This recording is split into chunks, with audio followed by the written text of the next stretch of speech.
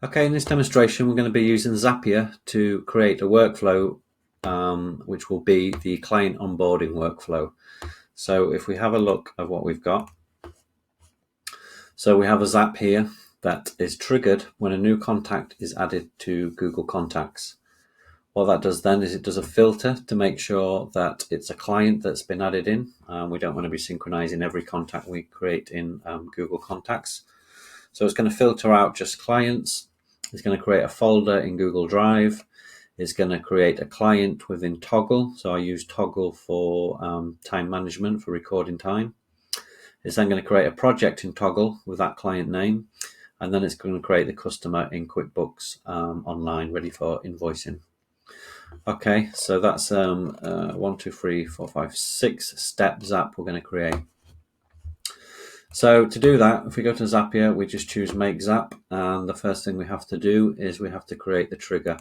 The trigger, remember, is going to be the Google Contacts. So when a new contact is created, I'm going to choose my Google account here. So if you've not done this already, you can just add your Google account to Zapier. I already have mine in here. So we're going to continue. And we're going to get some test data. So it's going to go away. It's going to look at my Google Contacts. It's going to bring back an example of one that it's found. So we have Bill Gates of Microsoft. Perfect. So the next thing we want to do is filter out, because I'm adding contacts into my phone. It could be personal, friends, family. But what I want to do is filter out and only filter out where the contact has been added with the group client. So I'm going to use Zapier's built-in filter for this. It's very simple. We just tell it the field we want to look at.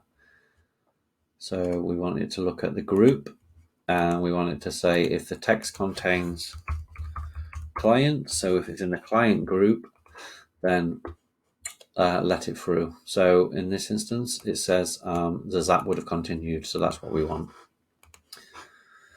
So we've added a contact into Google Contacts. We've tagged it into the group called clients, and this has filtered it out and is ready to go for the next step. So if we go back, so now we want to create a folder in Google Drive. Again, we're using Google Drive. This could be Dropbox, OneDrive, whatever it is you're using.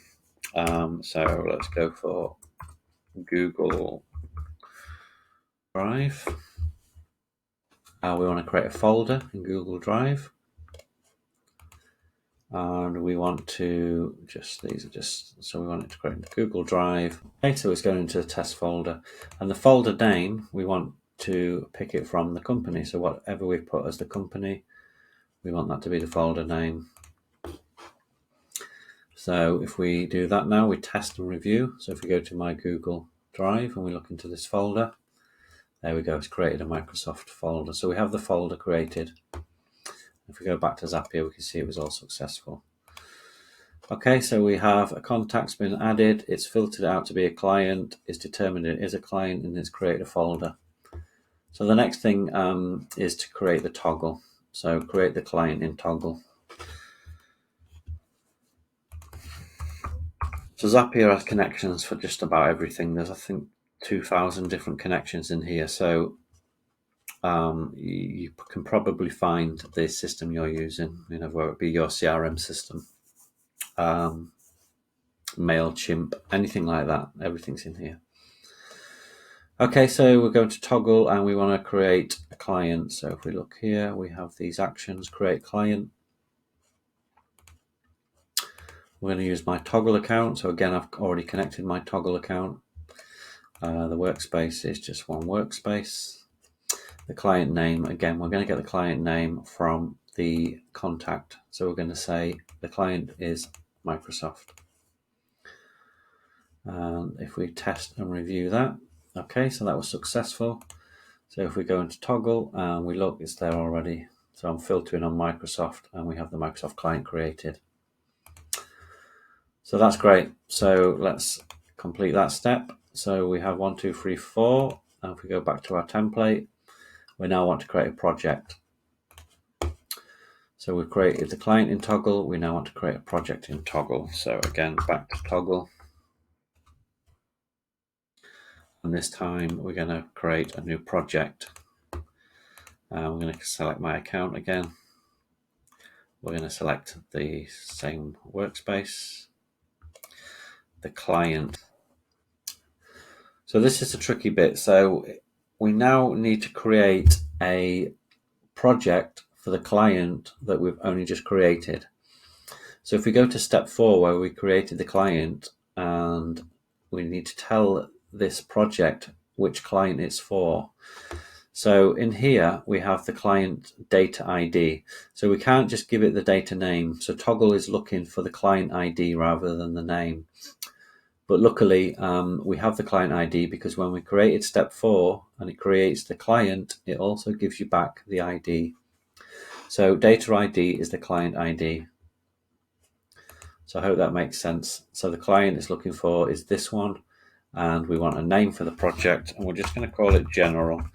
So I always create a general project for clients when they first start, and all the time goes against that one project. And then if you get more projects as time goes on, you can move it. So we're creating a project in my Toggl. The client for the project is Microsoft. So this is a step we got from step 4. The project is general, and the rest we're just going to leave billable. So these are all preferences. Okay, so we're going to create this and we're going to test and review. Okay, so that was successful. So if we go to Toggl, so we've gone to Toggl, we're filtered on Microsoft, and we have a project called General ready to go. So that's ready to record time against. Okay, so we have that step done. So we just have, if we go back to our template, we have one more step to do, and this is to create a customer in QuickBooks. Again, it's the same thing. QuickBooks Online.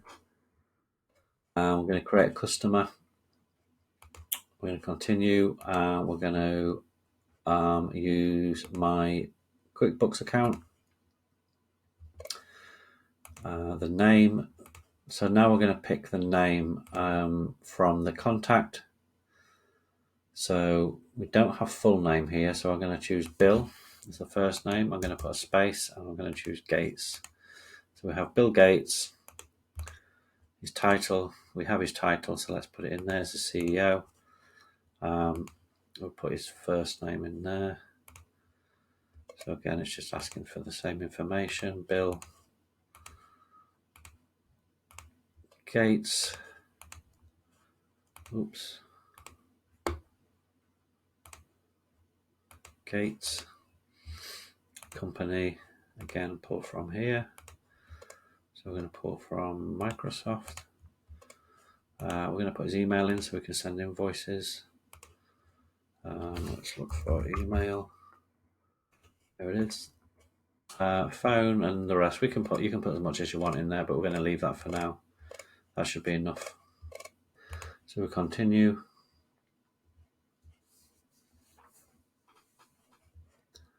We're going to test and review. Okay, that was successful. So if we go into customers, we have Bill Gates in here. Okay, so that's the process. So we've gone through and we've done all that. So we have it. Let's just call it onboarding test. And we can then turn it on. It's ready to go. So now we need to just create a contact again. So let's create another contact. So let's create Steve Jobs from Apple, CEO, Steve at apple.com. We've tagged it as client, so in here we can group things. And let's just go with that for now. Okay, so we have this in here. So now what should happen is that should trigger.